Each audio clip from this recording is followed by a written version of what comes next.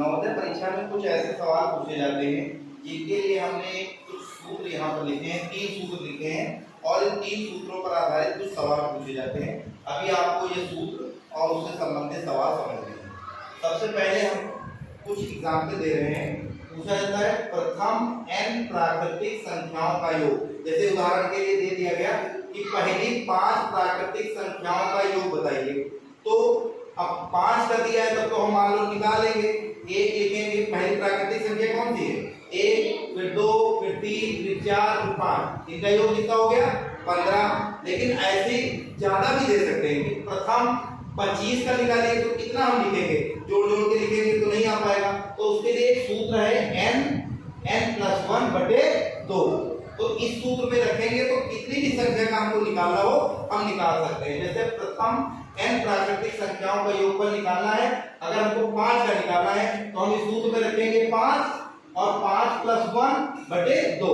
Bracket हल करेंगे, सबसे पहले ब्रैकेट हल किया जाता है ना। तो 5 और 1 6 और 6 पंचे 30/2। तो उत्तर कितना आया? देखो यहाँ भी 15 ही आ रहा है कि नहीं आ रहा। तो अगर हमको ऐसा प्रथम n प्राकृतिक संख्याओं का योग निकालना हो तो हमको ये सूत्र याद रखना है n+1/2। और n क्या है? जो चीज पूछी जाए कि प्रथम 5 का या 6 का या 10 का या 15 का, तो n क्या है? संख्याओं का मान है, जितना यहाँ पर दिया हो वो। ठीक है। इसी तरह दूसरा आ जाओ। ये दूसरा प्रश्न इस तरह का पूछा जाता है कि पहले प्रथम n प्राकृतिक सम संख्याओं का योग कितना होगा। अगर सम संख्याओं का योग निकालना है तो ये सूत्र लगाएंगे n+1।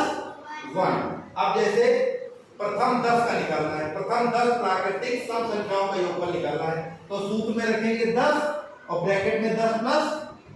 10+1 कितना हो जाएगा? 11 और 11 × 10 110। कितना हो गया? 110। इनका योगफल कितना आएगा? 110। अभी हम देखो निकाल के देख लेते हैं। अगर प्रथम 10 प्राकृतिक सम संख्याएं लिखी जाए तो सबसे पहली प्राकृतिक सम संख्या कौन सी होती है? 2, 4, 6, 8, 10, 12, 14, 16, 18 और 20। इनको सबको जोड़ेंगे तो 110 आएगा। पहले की 10 संख्याएं लिख ली और उनको जोड़ा तो कितना योगफल आया? 110। तो यानी प्रथम 10 प्राकृतिक संख्याओं का अगर प्राकृतिक सम संख्याओं का योग निकालना है तो उसका सूत्र होता है n+1। अब आ जाओ तीसरे नंबर पर।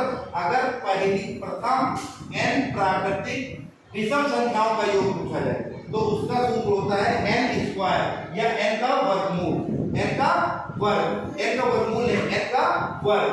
तो n का वर्ग कितना होता है? जैसे मान लो हमको पहले 6 प्राकृतिक विषम संख्याओं का योग निकालना है तो 6 का वर्ग हो गया। 6 का वर्ग कितना हो गया? 6 × 6 कितना हो गया? 36 से 7 36। अब हम निकाल के भी देख लेते हैं। पहली 6 विषम संख्याएं लिख रहे हैं। पहली विषम संख्या 1, 3, 5, 7, 9, 11। इन सबको अगर जोड़ोगे तो कितना आएगा? 36। तो ये 3 सूत्रों से इन पर आधारित बहुत सारे प्रश्न आते हैं। एक प्रश्न जरूर आता है कि आपको पहली n प्राकृतिक संख्याओं का योगफल पूछ लेंगे या पहली n प्राकृतिक सम संख्याओं का योगफल पूछ लेंगे या पहली n प्राकृतिक विषम संख्याओं का। तो ये तीनों सूत्र आपको याद रखने हैं और इन तीनों सूत्रों पर आधारित सवाल अभी हम आपको देंगे। आपको करना है। अगर कोई बात नहीं समझ में आ रही है तो आप ग्रुप में हमें मैसेज कर सकते हैं, हम आपको दोबारा समझा देंगे। Thank you.